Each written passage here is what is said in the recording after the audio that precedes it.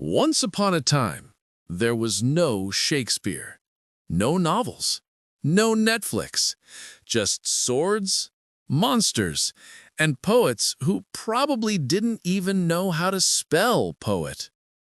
Welcome, my dear literature lovers. Today, we're traveling back more than 1,500 years to the time when English wasn't really English yet. This is the story of the Old English, or Anglo-Saxon period, 450 to 1066, the beginning of English literature itself. So let's start from the chaos. When the Romans left Britain, some fierce tribes sailed in from Germany and Denmark. They were called the Angles, Saxons, and Jutes. Together, they made a new home and a new language, which became Old English. But trust me, if you read Old English today, you'll think your Wi-Fi glitched. For example, the word friend was friond, and good was goad. Same meaning, different spelling, and lots of confusion. Now, every great story needs a hero. And the first great English story was Beowulf. Imagine a super muscular Viking-type hero fighting a scary monster called Grendel. Then fighting Grendel's mom. Yes, even monsters have moms. And finally, a fire-breathing dragon. No pressure, right? Beowulf wasn't written for reading. It was sung or recited by storytellers called scops in royal halls filled with mead, laughter, and warriors shouting, "More blood! More story!" The Old English age didn't have books because people couldn't really write much. So literature lived in memory and mouth. There were two main types of poetry. Heroic poetry, like Beowulf, full of courage and warriors.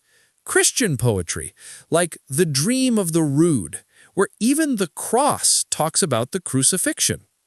And somewhere between swords and sermons, English poetry learned to feel emotions and faith.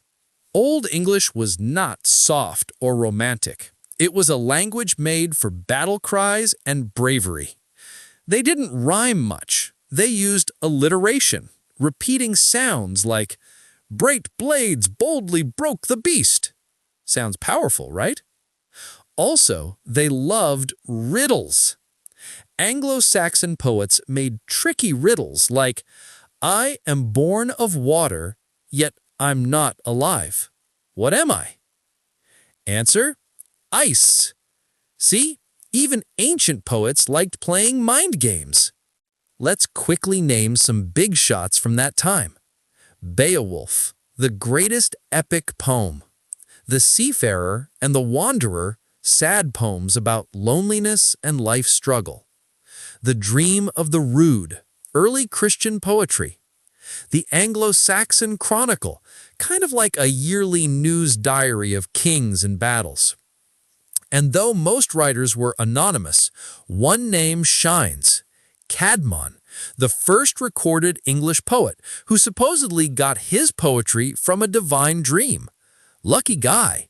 He literally slept his way into literary history.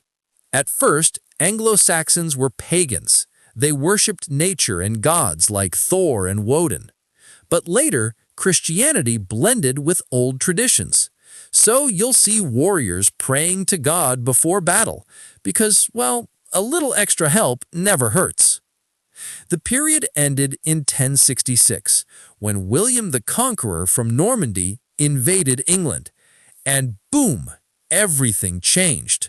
French words entered English, and a new age, Middle English, began. Old English faded away, but it gave birth to the mighty language we speak today. So, to sum up, the Old English period was like the childhood of English literature, full of wild imagination, brave heroes, and a lot of monster-fighting energy. From Beowulf to the Seafarer, These works showed courage, faith, and the first heartbeat of English creativity. And next time someone says English started with Shakespeare, just smile and say, actually, it started with a guy fighting a dragon named Grendel. Thanks for watching, friends. If you enjoyed this journey to the past, don't forget to like, share, and subscribe, because next time we're diving into the Middle English Age, where a man named Chaucer will make you laugh, love, and maybe confess your sins.